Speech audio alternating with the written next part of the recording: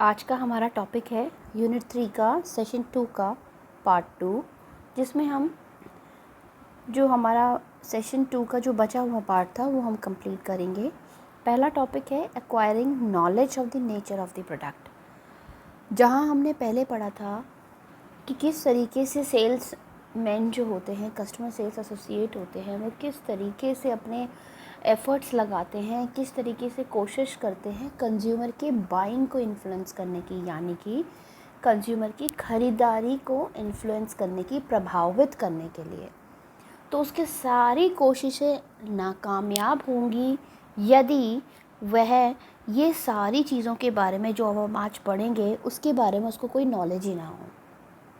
ठीक है, तो कितनी भी एफ़र्ट्स मान ले, तो अगर उसको प्रोडक्ट के बारे में नहीं पता तो वो नहीं बेच सकता, वो कस्टमर को इन्फ्लुएंस नहीं कर सकता कि आप ये प्रोडक्ट ख़रीदिए। ठीक है, तो आज हम यही पढ़ेंगे किस तरीके से ये बोला है, ये टॉपिक का मतलब है एक्वायरिंग नॉलेज, यानी नॉलेज लेना कि किस प्रकार का ये प्रोडक्ट है।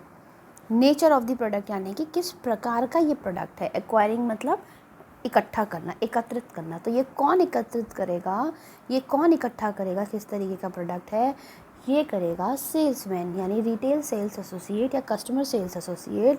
वो इसलिए ताकि वो कस्टमर की बाइंग को, उसकी ख़रीदारी को इन्फ्लुएंस कर सके। अच्छा, जब भी हम कस्टमर की बाइंग की बात करते हैं तो उसके अंदर कस्टमर का परचेज़ बिहेवियर होता है। परचेज़ बिहेवियर की हम बात करते हैं, इसका मतलब क्या होता है? परचेज़ बिहेवियर का मतलब होता है वो किस तरीके से ख़रीदता है, कब कब उस प्रोडक्ट को ख़रीदता है, कौन सा प्रोडक्ट लेना पसंद करता है, कितनी जल्दी जल्दी उस प्रोडक्ट को ख़रीदता है और कहाँ से ख़रीदता है। ये सारे जितने भी पॉइंट्स हैं ये परचेज़ बिहेवियर में आते हैं। किसी भी कस्टमर की बाइंग को, मतलब उसकी ख़रीदारी को इन्फ्लुएंस करने के लिए उसका परचेज़ बिहेवियर का पता होना, किसका परचेज़ बिहेवियर, कस्टमर के परचेज़ बिहेवियर का पता होना बहुत ज़रूरी होता है। किसको पता होना चाहिए? CSA को, कस्टमर सेल्स एसोसिएट को ये पता होना चाहिए कि उसके कस्टमर का परचेज़ बिहेवियर कैसा है, वो कौन सा प्रोडक्ट लेना पसंद करता है, कब कब लेता है, कहाँ से लेता है और क्यों लेता है। अगर उसको ये सारी चीज़ें पता है तभी वो अपने कस्टमर के बाइंग डिसीजन को, ख़रीदारी के डिसीजन को बदल सकता है, मोटिवेट कर सकता है, प्रेरित कर सकता है। जहाँ वो प्रोडक्ट नहीं ख़रीदने वाला होगा वहाँ वो प्रोडक्ट ज़रूर ख़रीद के जाएगा। लेकिन उसके ये सारे जो एफ़र्ट्स हैं वो सारे बेकार हो जाएंगे यदि वो ये सारी चीज़ों के बारे में जो आज हम अभी पढ़ेंगे नहीं पता होगा उसको।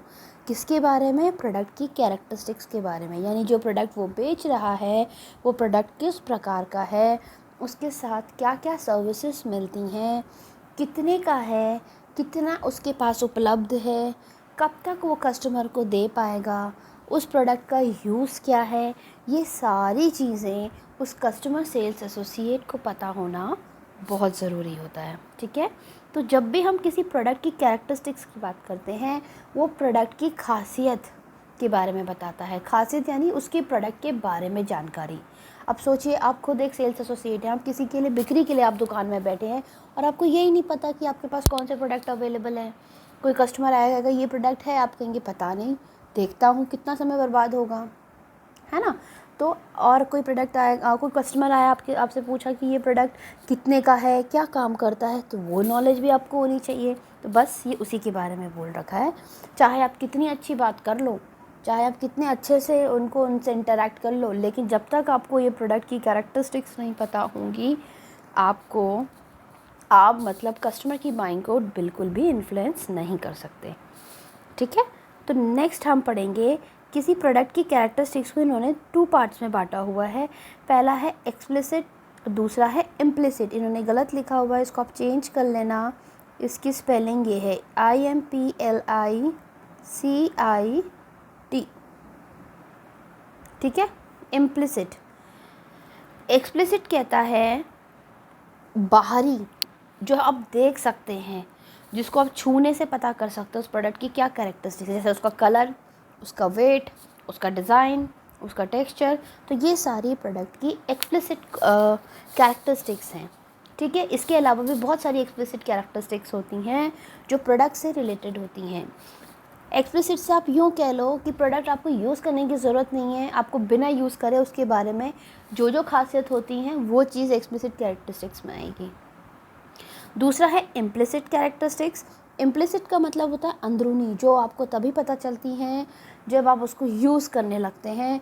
वो कस्टमर का कि सेल्स एसोसिएट का फ़र्ज़ बनता है कि वो अपने सभी कस्टमर्स को जो भी प्रोडक्ट वो लेने आया है उसकी एक्सप्लिसिट और उसकी इम्प्लिसिट कैरेक्टरिस्टिक्स के बारे में बताए।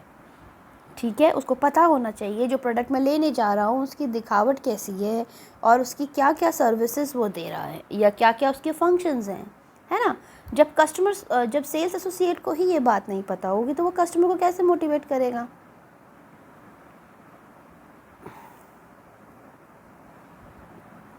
इम्प्लिसिट लिख लेना अपनी बुक में कट करके, ठीक है। तो हम आगे पढ़ते हैं।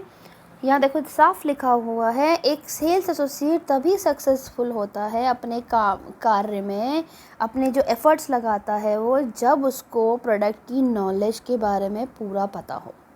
ठीक है, तो हम आगे पढ़ते हैं। ये देखिए एक्सप्लिसिट कैरेक्टरिस्टिक्स के बारे में।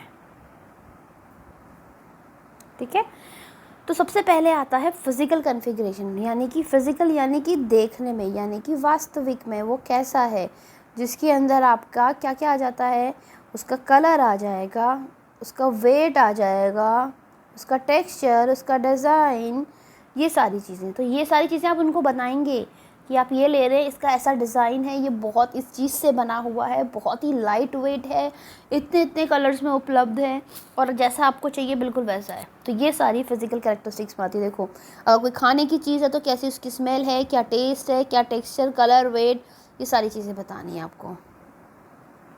ठीक है, नेक्स्ट बढ़ते हैं आगे।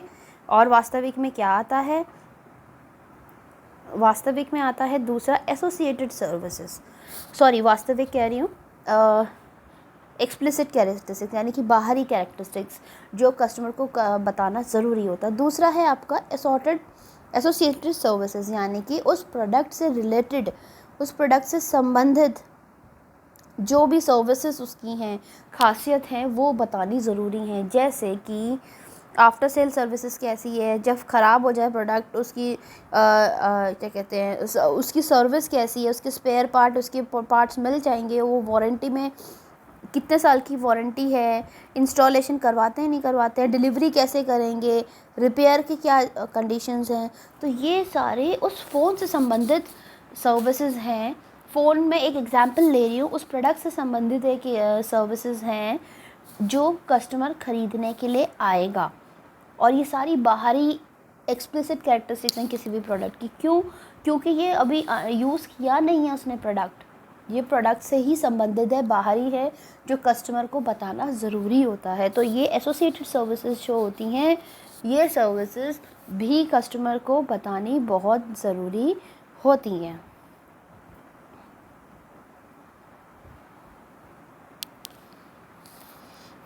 नेक्स्ट एक्सप्लिसिट कैरेक्टरिस्टिक्स, वो उसकी कैसी पैकेजिंग है ये बताना, किस पैकेजिंग में आता है, क्या ब्रांड नेम है, कौन से ब्रांड नेम का मतलब किस ब्रांड का प्रोडक्ट है ये बताना, ये भी एक्सप्लिसिट, ये बाहरी कैरेक्टरिस्टिक्स है प्रोडक्ट से संबंधित। ठीक है, जैसे सपोज़ मैं फ़ोन लेने जा रही हूँ, अब उन्हें बताएंगे तो सही है इस पैकेजिंग में आता है, प्लस ये ब्रांड है, इसका आईफोन है ये सैमसंग का है या ये मोटोरोला का है ना। नेक्स्ट है प्रोडक्ट साइज़। प्रोडक्ट साइज़ ध्यान से देखना, प्रोडक्ट साइज़ का मतलब ये नहीं है कि कितना बड़ा प्रोडक्ट है, 6 इंच का, 4 इंच का, 2 इंच का, नहीं। प्रोडक्ट साइज़ से मतलब होता है आपका दो चीज़, एक होती है विड्थ, एक होता है डेप्थ। ध्यान से देखना, विड्थ का मतलब होता है चौड़ाई और डेप्थ का मतलब होता है गहरा। ठीक है, एग्ज़ाम्पल देती हूँ, सपोज़ मैं एक रिटेलर हूँ, मैं कॉस्मेटिक में डील करती हूँ, तो जो मेरे पास जो प्रोडक्ट साइज़ है, अगर मुझसे किसी ने पूछा तो मैं उसको कैसे एक्सप्लेन करूँगी, ध्यान से सुनना। तो मेरे पास जो प्रोडक्ट साइज़ वो उसने पूछा मुझसे, कस्टमर ने, आपका प्रोडक्ट साइज़ क्या है, तो मैं कहूँगी विड्थ, जैसे कि मैं लिपस्टिक का बताती हूँ, सॉरी विड्थ में क्या है, मेरे पास काजल है, मेरे पास लैक्मे की मेरे पास काजल है, मेरे पास लिपस्टिक है, मेरे पास आईलाइनर है, मेरे पास मस्कारा है, मेरे पास ब्लशर है, मैं ऑयल भी रखती हूँ, मेरे पास शैम्पूज़ भी हैं, तो ऐसे सारी चीज़ें। तो ये सारे डिफरेंट प्रोडक्ट्स, ये क्या है, हमारे विड्थ है, प्रोडक्ट की विड्थ। मेरी दुकान में प्रोडक्ट की विड्थ इतनी है। और अगर मैं डेप्थ की बात करूं तो एक प्रोडक्ट ले लेते हैं। अब इन्हीं प्रोडक्ट्स में से एक प्रोडक्ट उठा लिया मैंने, सपोज़ लिपस्टिक, तो मेरे पास लिपस्टिक की क्या प्रोडक्ट डेप्थ है, मेरे पास लिपस्टिक की मैट भी है, ग्लॉसी भी है, स्मूथ भी है, शाइनिंग भी है, ग्लिटरी भी है, ठीक है। तो ये मेरी प्रोडक्ट की डेप्थ है। डेप्थ का मतलब होता है रिलेटेड टू वन प्रोडक्ट, कितने आपके पास वैरायटी हैं। जैसे अगर आप कपड़े लेने चाहें तो कपड़ों की मैं विड्थ बताऊं, मेरे पास जीन्स भी है, मेरे पास लेगिंग्स भी हैं, मेरे पास प्लाजोज़ हैं, मेरे पास कुर्ते पजामे हैं, ठीक है, एंड ऑल ये सारी चीज़ें। लेकिन अगर मैं प्रोडक्ट डेप्थ की बात करूं तो हाँ, मेरे पास जीन्स में डेनिम में ब्लू कलर भी है, वाइट कलर भी, वाइट कैप्रीज भी हैं उसमें मेरे पास, और जेगिंग्स भी हैं मेरे पास। तो ये सारी प्रोडक्ट की डेप्थ होती है when it is related to only one product. एक ही प्रोडक्ट की कितनी वैरायटी हैं उसको हम डेप्थ बोलते हैं, और आपके पास टोटल पूरे कितनी वैरायटी ऑफ प्रोडक्ट्स हैं उसको हम विड्थ बोलते हैं, ठीक है। तो एक सेल्स एसोसिएट को इस चीज़ के बारे में पता होना कि उसके रिटेल स्टोर में कितना प्रोडक्ट साइज़ है, ये बहुत बहुत ज़रूरी होता है। अगर सपोज़ आपसे कस्टमर ने कोई वैरायटी मांग ली कि मुझे कोई वैरायटी दिखाइए, आप मुझे इस प्रोडक्ट में कोई वैरायटी दिखाओ, तो आप उसको बताओगे तो सही कि मेरे पास ये कलर भी है, मेरे पास ये कलर भी है, मेरे पास इस प्रोडक्ट का ये वाला ब्रांड भी है, ये भी है, ये भी है। तो ये प्रोडक्ट साइज़ उसको पता होना बहुत ज़रूरी है। अगर उसको ये प्रोडक्ट साइज़ नहीं पता होगा तो वो कुछ नहीं कर पाएगा, वो कस्टमर को आकर्षित ही नहीं कर पाएगा। कस्टमर कहेगा बस एक ही वैरायटी, ठीक है रहने दो, नहीं ख़रीदना मुझे, ठीक है। नेक्स्ट आता है आपका प्रोडक्ट की लाइफ साइकिल। लाइफ साइकिल होती है कुछ इस तरीके से, अब ध्यान से देखना लाइफ साइकिल क्या होती है, फिर मैं समझाऊंगी ये कैसे रिलेटेड है, ठीक है। ये है आपकी प्रोडक्ट की लाइफ साइकिल, ये मैंने नोटबुक में भी बना रखी है। ये 3 स्टेजेस में डिवाइड होती है, ये इंट्रोडक्शन, ये ग्रोथ, ये 4 स्टेजेस में, सॉरी ये 4th स्टेज, ये है इंट्रोडक्शन स्टेज। जब कोई प्रोडक्ट नया मार्केट में आता है उसकी पब्लिसिटी करी जाती है। सपोज़ आज ही एक नया फ़ोन आया मार्केट में और आज मैंने एडवर्टीज़मेंट डाल दी, लोगों को नहीं पता इसके बारे में, तो ये जो स्टेज है यहाँ से लेकर यहाँ तक, ये है इंट्रोडक्शन स्टेज, यानी कि अभी ये मार्केट में नया इंट्रोड्यूस किया जा रहा है, इसको ज़्यादा लोग इसके बारे में नहीं जानते हैं। अगर इंट्रोड्यूस करने के बाद कस्टमर्स को पसंद आता है तो वो क्या करेंगे, ख़रीदेंगे। पसंद आया तो और लोग ख़रीदेंगे, एक ने दूसरे को बताया, दूसरे ने तीसरे को, तीसरे ने सब लोगों ने ख़रीदना स्टार्ट कर दिया। जब सब लोगों ने ख़रीदना स्टार्ट कर दिया, उसका फैशन बन गया, चलन बन गया, तो ये इस स्टेज में आ जाएगा। किस स्टेज में, इसको बोलते हैं ग्रोथ स्टेज, ठीक है। यानी कि अब वो प्रोडक्ट बिकना मार्केट में बहुत तेज़ी से ग्रो कर रहा है, ठीक है। फिर तीसरी स्टेज आती है हमारी मैच्योरिटी स्टेज। अब प्रोडक्ट इतना ज़्यादा बिक गया, हर एक बंदा उस प्रोडक्ट के बारे में जानता है, अब ख़रीद रहे हैं लोग, लेकिन उस दर से नहीं ख़रीद रहे हैं, है ना। जिस दर से यहाँ ख़रीदे थे, पहले हर 100 में से 80 लोग ख़रीद रहे थे, 90 लोग ख़रीद रहे थे, अब सभी लोगों को पता है, मोस्टली सब लोगों के पास प्रोडक्ट आ गया, तो वो इस स्टेज में, मैच्योरिटी वाले स्टेज में वो प्रोडक्ट पहुँच चुका है अब, ठीक है। जहाँ पे अब 100 में से 10 लोग ख़रीद रहे हैं, 20 लोग ख़रीद रहे हैं, जहाँ 80 ख़रीदते थे अब 20 ही लोग ख़रीद रहे हैं, ठीक है। ऐसा इसलिए हुआ क्योंकि सभी लोग जान गए, मोस्टली सब ने ख़रीद लिया, जिसने अभी नया ख़रीदा था पहली बार, अब बस वही ख़रीद रहे हैं। और ये जो स्टेज है लास्ट, ये होती है किसी भी प्रोडक्ट की मार्केट से ख़त्म हो जाने वाली स्टेज, जिसको हम बोलते हैं डिक्लाइन। डी यानी डिक्लाइन, यानी ख़त्म हो जाना। कोई भी प्रोडक्ट, हर प्रोडक्ट की एक अपनी लाइफ साइकिल होती है, जीवन प्रणाली होती है, कि जब वो मार्केट में आता है फिर वो बिकना स्टार्ट होता है, फिर एक स्टेज हो जाती है जहाँ पे अब कम बिकता है, और एक स्टेज, ये बिल्कुल अंतिम उसकी स्टेज होती है जहाँ वो बनना ही ख़त्म हो जाता है, अब वो मार्केट में मिलेगा ही नहीं। क्यों? इसके कई कारण हो सकते हैं। इसका कारण ये हो सकता है कि अब सब लोगों के पास आ गया वो ओल्ड फैशन हो गया। अब ओल्ड फैशन कई बार क्यों हो जाता है, क्योंकि मार्केट में नई टेक्नोलॉजी आ गई है, नई चीज़ आ गई है। तो अब इस वजह से क्या हुआ, उस प्रोडक्ट को लोग भूल गए, अब वो नहीं लेना चाहते। अब क्या करेंगे, लोग नए प्रोडक्ट को खरीदेंगे। अब जो नया प्रोडक्ट बनेगा उसकी लाइफ साइकिल शुरू होगी। ये तो ख़त्म हो गया, ये यहाँ डेड है, अब इसको अब लेने जाओ, इस प्रोडक्ट को नहीं मिलेगा, ठीक है ना। तो अब ये देखो, अब उस प्रोडक्ट की लाइफ साइकिल शुरू होगी। अब वो जो प्रोडक्ट इसके बदले में चल रहा था वो इंट्रोडक्शन स्टेज में जाएगा, फिर ग्रोथ में जाएगा, फिर मैच्योरिटी पे जाएगा। मैच्योरिटी यहाँ पे होती है बिल्कुल ऊपर टॉप पे, और फिर डिक्लाइन में। हर प्रोडक्ट की इसी तरीके से एक लाइफ साइकिल होती है। हर प्रोडक्ट, जो भी प्रोडक्ट मार्केट में नया नया आता है वो एक दिन मार्केट से ख़त्म भी हो जाता है। तो ये हर प्रोडक्ट की लाइफ साइकिल है। जैसे हमारी लाइफ साइकिल होती है, हम पहले पैदा होते हैं, फिर बच्चे थोड़े बड़े होते हैं, फिर बड़े होते हैं, फिर बूढ़े होते हैं, फिर ख़त्म हो जाते हैं। इसी तरीके से प्रोडक्ट्स की भी, जो भी चीज़ मार्केट में बनती है, हर प्रोडक्ट की एक अपनी लाइफ साइकिल होती है। आपने देखा होगा जिसके पास बहुत पुराने पुराने फ़ोन्स हैं वो मार्केट में नहीं मिलते अब। उसका आप स्क्रीन गार्ड लेने जाओ वो भी नहीं मिलेगा, आप उसका चार्जर लेने जाओ वो भी नहीं मिलेगा, अब उसकी स्पेयर पार्ट्स भी मार्केट में मिलने बंद हो जाते हैं, उसका बैक कवर देख लो वो भी बंद हो जाता है। क्यों? क्योंकि वो डिक्लाइन स्टेज में हो चुका है। अब मार्केट में इतनी नई टेक्नोलॉजी है, जितने में आप उसके स्पेयर पार्ट खरीदोगे, मंगाओगे, उतने में नया कुछ इससे अच्छा खरीद लो, है ना। This is called product life cycle. अब ये क्यों सर, ये इसके अंदर क्यों आया कि रिटेलर को ये क्यों पता होना चाहिए? रिटेलर को इसलिए पता होना चाहिए ताकि वो कस्टमर को बता सके कि जो प्रोडक्ट आप देख रहे हैं वो प्रोडक्ट अभी मार्केट में नहीं है, आप इसकी जगह पे ये प्रोडक्ट देखिए, ये बिल्कुल एंडिंग स्टेज में, आज को सबसे ज़्यादा चलन में ये है, इसकी कोई कंप्लेंट नहीं आई है। अगर वो इस तरीके से उनको बताता है तो कस्टमर थोड़े से प्रभावित होते हैं और अपना बाइंग डिसीजन बदल सकते हैं। तो ये सारी चीज़ें आपकी एक्सप्लिसिट कैरेक्टरिस्टिक्स में थी, जिसके अंदर प्रोडक्ट से रिलेटेड वो सभी खासियत थी जो रिटेलर को पता होनी ज़रूरी है ताकि वो कस्टमर्स को मतलब मोटिवेट कर सके उनके बाइंग डिसीजन लेने में, ठीक है। नेक्स्ट पढ़ते हैं हम इम्प्लिसिट कैरेक्टरिस्टिक्स। यहाँ देखिए इम्प्लिसिट कैरेक्टरिस्टिक्स क्या बोलती है। इम्प्लिसिट कैरेक्टरिस्टिक्स वो होती हैं जहाँ पे एक प्रोडक्ट, हर एक पर्सन का किसी प्रोडक्ट को देखने का नज़रिया अलग होता है। जैसे मैं सबसे पहले तो ये देख लो, वेजिटेरियन और नॉन वेजिटेरियन फूड की बात करते हैं। वेजिटेरियंस जो होते हैं, जो बिल्कुल नॉन वेज वगैरह नहीं खाते हैं, वो क्या देखते हैं वेज नॉन वेज फूड को, उनका देखने का नज़रिया होता है इट्स अ वेस्टेज। क्यों जानवरों को मारा जा रहा है, क्यों बेचारे पुअर एनिमल सफ़र करते हैं जस्ट हमारी किसी लोगों की भूख मिटाने के लिए, है ना। तो वहीं अगर मैं नॉन वेजिटेरियंस की बात करूं तो वो कहते हैं कि कैसे आप लोग बिना नॉन वेज की अपनी ज़िंदगी काट रहे हैं। बिल्कुल ये थॉट्स होते हैं उनके। नॉन वेज नहीं खाते आप, कितना हाई प्रोटीन होता है उनके अंदर, कितने विटामिन्स होते हैं उनके अंदर, नॉन वेज खाना बहुत ज़रूरी है। तो एक प्रोडक्ट था नॉन वेज जिसको हर लोगों के देखने का नज़रिया बिल्कुल अलग अलग होता है। यही इम्प्लिसिट कैरेक्टरिस्टिक्स होती है, ठीक है।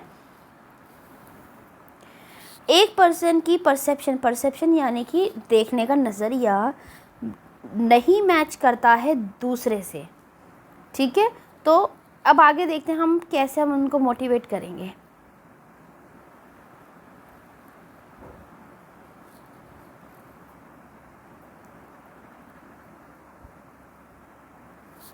प्रोडक्ट सिम्बोलिज्म, इम्प्लिसिट कैरेक्टरिस्टिक्स, उसको ये देखना ज़रूरी होता है कि ये जो प्रोडक्ट है, ये जो कस्टमर है, वो पहला है प्रोडक्ट सिम्बोलिज्म, यानी क्या सिंबल, मतलब क्या वो प्रोडक्ट क्या दर्शाता है किसी कस्टमर के लिए। जैसे मैंने अभी नॉन वेज और वेज फूड बोला, अब कोई वेजिटेरियन आया है, आप उसको नॉन वेज आइटम नहीं बेच सकते, बेच दोगे कुछ भी करके, कितने एफर्ट डाल लो, चाहे आपको कितनी प्रोडक्ट की कैरेक्टरिस्टिक्स पता हो, चाहे आपकी कम्युनिकेशन कितनी अच्छी हो, बेच दोगे उसको? नहीं बेच सकते। तो आपको ये देखना बहुत ज़रूरी है कि वो प्रोडक्ट क्या मायने रखता है कलर टेक्सचर में, या वो प्रोडक्ट उस पर्सन की आंखों में क्या मायने रखता है। जब आप ये जान जाएंगे उसका क्या नज़रिया है उस प्रोडक्ट के प्रति, तो आप उसको अच्छे से मोटिवेट कर पाएंगे कि वो प्रोडक्ट ख़रीद ले। अब आप एक वेजिटेरियन को नॉन वेज मटेरियल नहीं बेच सकते ना। वो जो वेजिटेरियंस होते हैं ना, वो तो जो क्रीम्स वगैरह होती हैं मार्केट में, मेयोनीज़ वगैरह भी मिलती हैं, वो पूरा ग्रीन सिंबल देख के लेते हैं। ग्रीन सिंबल का मतलब होता है, आप देखना कभी इस तरीके के सिंबल बने होंगे, जैसे ऐसे स्क्वायर में और फिर ऐसे करके, ये रेड होता है तो ये नॉन वेज का निशान है, और अगर ये ग्रीन होता है ये प्योर वेज का निशान होता है। तो आप देखना इस तरीके का सिंबल बना होगा, तो वो भी ये बहुत छाँट के लेते हैं। और आप उनको पूरी प्रोडक्ट नॉलेज आपको है, रिटेल सेल्स एसोसिएट को पूरी प्रोडक्ट नॉलेज है, लेकिन आप किसी वेजिटेरियन को बिना जाने कि वो क्या लेने आया है, वेजिटेरियन है या नॉन वेजिटेरियन, उसको नॉन वेजिटेरियन प्रोडक्ट बेचने चले तो वो लेगा नहीं लेगा। तो ये प्रोडक्ट सिंबलिज़म देखना बहुत ज़रूरी होता है कि वो क्या मायने रखता है कस्टमर के माइंड में वो प्रोडक्ट, ठीक है, उसकी क्या इमेज है, क्या वैल्यू है, क्या सोचता है उसके बारे में। तो ये जानना रिटेल सेल एसोसिएट की बहुत बड़ी जिम्मेदारी है।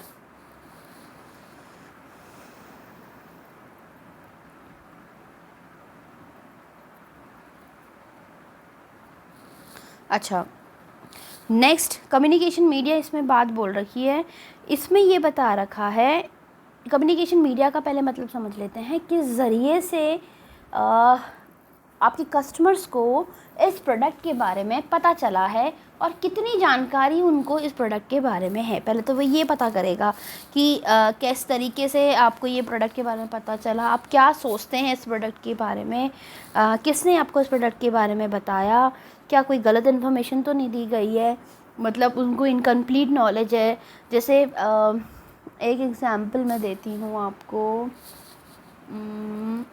जैसे एयर प्योरीफायर लगा लो, ठीक है, एयर प्योरीफायर नहीं है, देखे थे आपने शुरू में जब स्मोक का बहुत इंडिया में बहुत स्मोक हो गया था वो पराली जलाने की वजह से, तो उस समय पे ये एयर प्योरीफायर का कॉन्सेप्ट बहुत ज़्यादा आया था, ठीक है। अब हमें तो हमने मीडिया में देखा, हमने टीवी में देखा कि एयर प्योरीफायर आया है, और इतने मतलब जो हमारे जो आसपास की जो एयर है उसको वो प्योरीफाई करता है ना।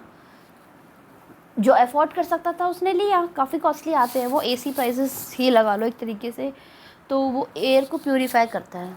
अब किसी ने, सपोज़ मैं लेने गई, मुझे किसी ने, कस्टमर ने रिव्यू दिया कि बेकार है, बिल्कुल नहीं इफ़ेक्टिव है, बिल्कुल कोई काम नहीं करता, मुझे तो कोई फ़र्क नहीं नज़र आया। तो मेरे पास प्रोडक्ट नॉलेज कहाँ से आई, एक तो मैंने टीवी में देखा और एक मेरे पास मैं कस्टमर हूँ और मेरे को दूसरे कस्टमर ने बताया।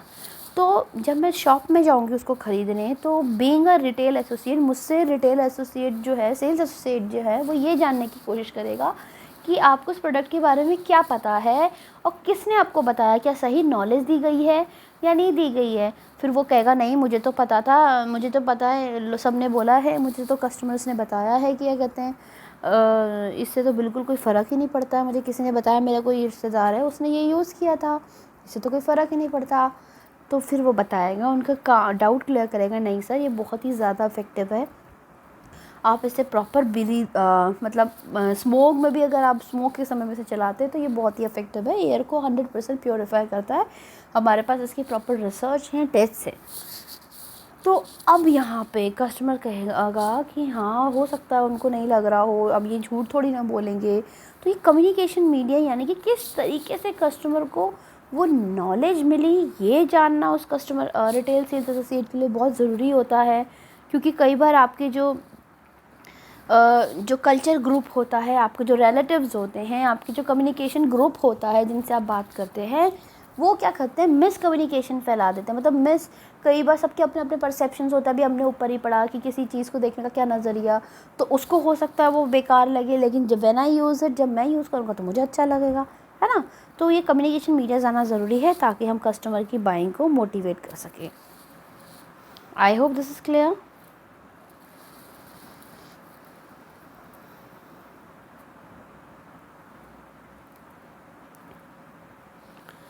ठीक है, अब जैसे मैं यहाँ सिंबल की बात कर रही थी, तो यहाँ सिंबल में एक एग्जांपल नॉन वेज और वेज आइटम का मैंने लिया था। तो उसमें ये समझो कि वेजिटेरियंस के लिए नॉन वेज जो है वो एक डेंजर सिंबल है। मतलब उनके लिए तो वो ऐसा लगता है कि बिल्कुल ही ना छू सकते ना देख सकते, है ना। इसी तरीके से प्रोडक्ट परसेप्शन की हम यहाँ बात करें, परसेप्शन का मतलब होता है नज़रिया। अगेन मैं नॉन वेज और वेज वाले फूड आइटम में आती हूँ, तो ये कह रहा है हर पर्सन का किसी प्रोडक्ट के प्रति देखने का नज़रिया अलग होता है। जैसे इफ़ मेरे पास लाविश बहुत पैसा है, if I am from a rich family, तो मेरे लिए एयर प्योरीफायर जो है वो एक नीड है, नेसेसरी है। मुझे लगेगा कि yes I have to buy it. आसपास की हवा अशुद्ध लगती है, लेकिन वहीं जहाँ मिडिल क्लास या लो क्लास फैमिली से लोग होते हैं, उनके लिए एयर प्योरीफायर जैसी चीज़ें मतलब क्या करना है इससे, कोई ज़रूरी है ही नहीं, ऐसी सांस ले लेंगे, है ना।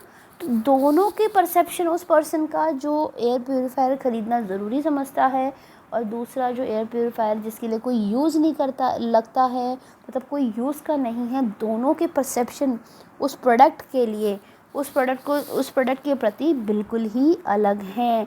तो कस्टमर को, रिटेल सेल्स एसोसिएट को ये जानना बहुत ज़रूरी है कि उसकी क्या परसेप्शन, क्या कल्पना है, क्या अनुमान लगाता है, क्या छवि है उसकी उस प्रोडक्ट के प्रति। नेगेटिव है तो वो उसका फ़र्ज़ बनता है उसको पॉजिटिव करके वो बेचे, ठीक है। तो ये कैसे हो सकता है, जब वो उससे ज़्यादा किससे इन्फॉर्मेशन इकट्ठा कर सके कस्टमर से, कि आप क्या सोचते हैं इस प्रोडक्ट के बारे में। ऐसा बिल्कुल नहीं, आप गलत सोच रहे हैं, इतने बिके हैं ये प्रोडक्ट, आप मेरे पास आज से कोई कंप्लेन नहीं आई। इस तरीके से आप उनका परसेप्शन को चेंज कर सकते हैं।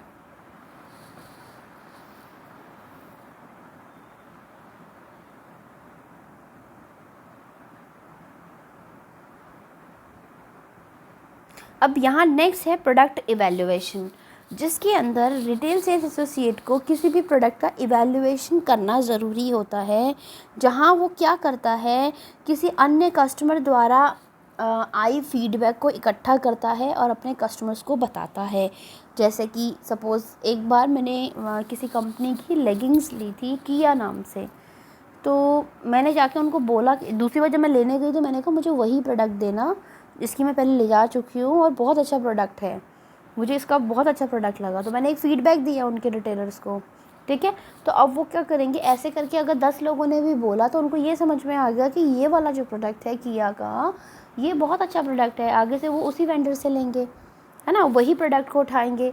तो ये प्रोडक्ट इवैल्यूएशन, उन्होंने प्रोडक्ट को इवैल्यूएट करा, जांचा कि कौन सा प्रोडक्ट कैसा है, उनको फ़ीडबैक मिला, उन्होंने लोगों का फ़ीडबैक इकट्ठा किया, तब उनको पता चला, है ना।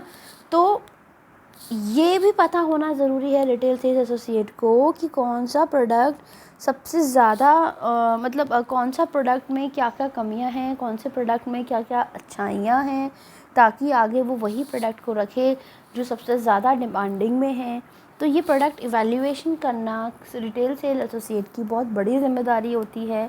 ये उसको पता होना चाहिए प्रोडक्ट का इवैल्यूएशन कि कौन सा प्रोडक्ट कैसा है, तभी वो कस्टमर की बाइंग को मोटिवेट कर सकता है। कई बार हम खुद ही पूछते भैया बताओ बेस्ट कौन सा इनमें से, मैं वही वाला लूँगा, तो वो कहेगा ये देखो ये वाला ले लो, भले ही थोड़ा सा महंगा, लेकिन इसकी इतनी सर्विसेज है, इतनी अच्छी गारंटी है, ये इसका प्रोडक्ट की फ़ीचर्स है, खुद ही बता देगा। दिस इज़ प्रोडक्ट इवैल्यूएशन, ठीक है, समझ में आया ना। तो बस यही सारी चीज़ें थी जो बता रही थी। तो इसी तरीके से यही सारी चीज़ें रिटेल सेल्स एसोसिएट को या कस्टमर सेल्स एसोसिएट को पता होनी ज़रूरी है, ताकि वो अपने कस्टमर्स का बाइंग डिसीजन को इन्फ्लुएंस कर सकें, ठीक है। Thank you.